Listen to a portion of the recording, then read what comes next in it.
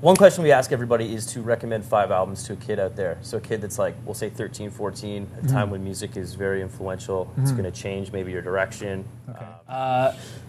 And Nobody Else Wanted to Play by SNFU. Nice. Great. Yeah. Cannibal Cafe, that word for word, I've thought of covering it. I love that song Really? so much. Yeah. You should do it. Yeah. Please do it. And that was a life changer for me, so that's my reason for recommending that. Okay. I think the ABBA record, the blue ABBA record with all of them standing kind of beside each other with their unitards and laser beam sort of neons, might be ABBA's self-titled. I think I remember that from my record store days, yes. There was like a 3 or 8 panel or 15 panel. What is it? Voulez-vous, is that what it was called? No, it wasn't. You're lying. Okay, well, it's the blue ABBA record. Okay. Yeah.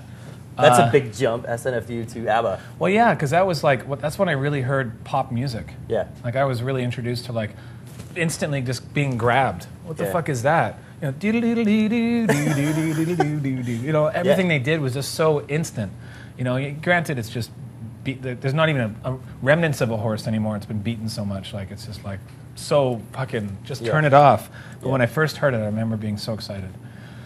I'm gonna say this because of a time in my life, but one of the most poignant, serious records would be Ray LaMontagne's Trouble album, and I think a lot of it had to do with where I was at, and then finding out where he came from. Not that we mirrored each other. It wasn't like, oh, you had it hard too. Oh, isn't that sweet? Yeah. No, it was just more like my friend Dan played me this album in his office. He said, you need to listen to this. And he's like, shut up and listen. Because I start fucking, oh, you know what it's in? He's like, shut up, listen to this. And the first song kicked in, and I was just like, I think what that record did for me was, it gave me, not to get too deep, but you decided to go deep, is it gave me hope to continue and kind of realize that I could be good enough to keep going. If I can just keep doing it, I'll be okay. And that record made me feel like I could. Nice. And then immediately within the year of that album coming out, me telling everyone, you got to hear this album. He was playing in Vancouver. I called my agent and said, you got to get us tickets. It's sold out, but you got to get us in. And he called back the next day and said, the bad news is there's no tickets available. The good news is you're opening for him. Yeah, so I got to go. And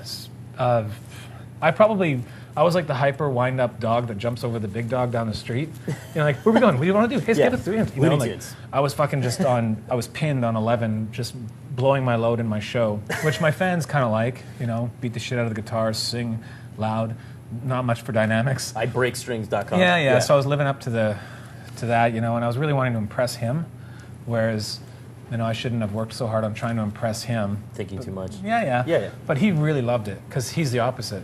Like, he came out and he's just like a church mouse with mittens that have marshmallows in them for slippers, you know? Like, he's so like fragile, you know? You can hear creaks around him that aren't even creaks. It's just him. And it's unnerving because he's so unbelievably delicate and quiet. So when I got off the stage, he said, wow, that was really good. And I looked at him and said, he said, I think you're really, really good. That was amazing. Like, he was like, oh, he did that whole thing like, wow, just because I was full of so much energy, right? Yeah. Well, maybe he liked the songs too, I would hope. So he goes, that was really good. Oh, wow. And I go, I'm good. Have you heard you? You know? And he's just like, you know, because he's sick. I think he's like, that record to me, I might get in trouble by saying this, but I think that record could be as important for a lot of people as Joni Mitchell's Blue album. Like, look what that album did for people, you know, just front to back. You listen to it and you hear how it's done, and she did it her way, right? Okay, got it. Bonnie Prince Billy's Ease On Down the Road record. Cool. Fucking wow. Like, really. Like, just for writing, for production, for feel, for intent, everything, that record is almost flawless front to back. So 5. I gotta go with. See, I got one answer that's a hipster doofus answer, but it is an amazing record. Okay. But I'm not going to use that because it's way too cool to use. Okay. Yeah. I gotta call it something less cool. Okay, cool. But it's a fucking. I'll whisper it to you. Okay. Neutral I don't even know what that is. Really? That's how cool that is. Oh, okay. Maybe you should say It's not exclusive. Okay, I'm going to come out and say it because I've never heard anything like it, except for recently I listened to a band called The War on Drugs, and they have an EP online that you can get. It's a great name for a band. Oh, you should hear them. You know when a band comes along and it's like, just when you think everything's been done, Yeah. then someone shows up and you go, holy shit. Yeah. That's The War on Drugs. Cool. But the album that did that for me, thanks to my first drummer, Michael Bressanuti, introducing it to me, is Neutral Milk Hotels in an Airplane Over the Sea.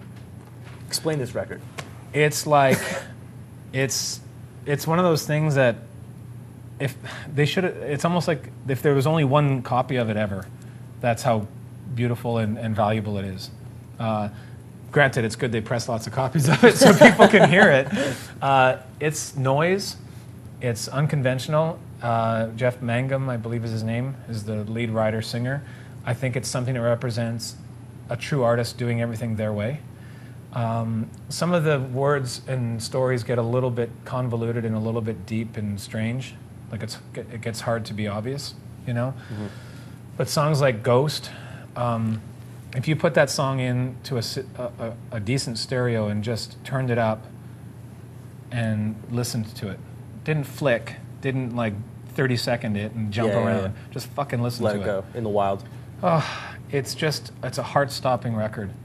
And it became this real choice, cool indie scene kind of thing. Like, what do you mean you don't know about it? And I think it's awesome that you don't. I'm not as cool. Well, no, not even.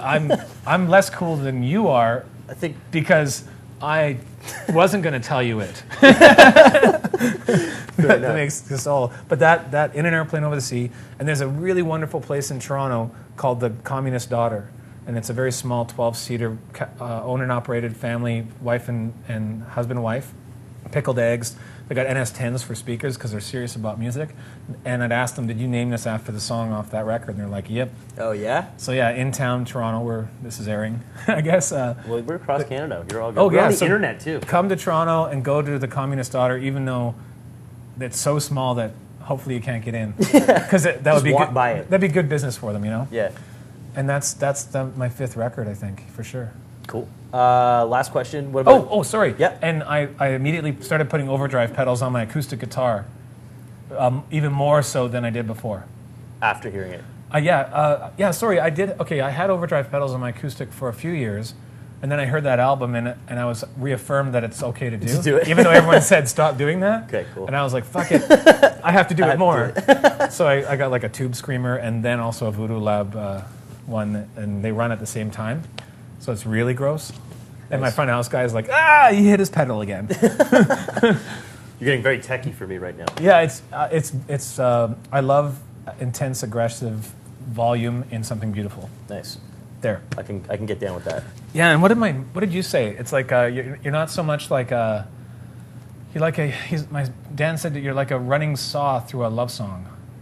Yeah. Yeah, Wow. a table saw running through a love song. Okay, cool. But I kept the text. It's pretty cool, actually. Something new that you're listening to. So we'll say 2010, 2009 we'll allow. Okay. So you I got won't know what dates they are. Okay. But Something brand new artist that you think needs a... A.A. Bondi. Cool. When the Devil's Loose, specifically that song. Okay. Yeah, absolutely. Like it's just, speaking of, really beautiful and potentially a single take off the floor. Let's just play it and get it out. Gorgeous. The War on Drugs, of course. Yeah. Holy shit. That's my number one holy shit. Beat the Devil. Oh, I thought you meant the band Holy Shit. No, in the band Holy Shit. Is there a band Holy Shit? There would be. And if there wasn't, it'd be offensive. Yeah. This girl out of New York, I believe, and it's called Beat the Devil, and she plays with a harmonium. And she's got some stuff on iTunes that you can listen to as well, which is really, really great. Phosphorescence to Willie To Willie is the title of the record. That whole record, front to back, is just one big gorgeous. Wow. It's like, yeah. You're a music freak, eh? You just love it, eh? I only know what I listen to, and I want to always find more.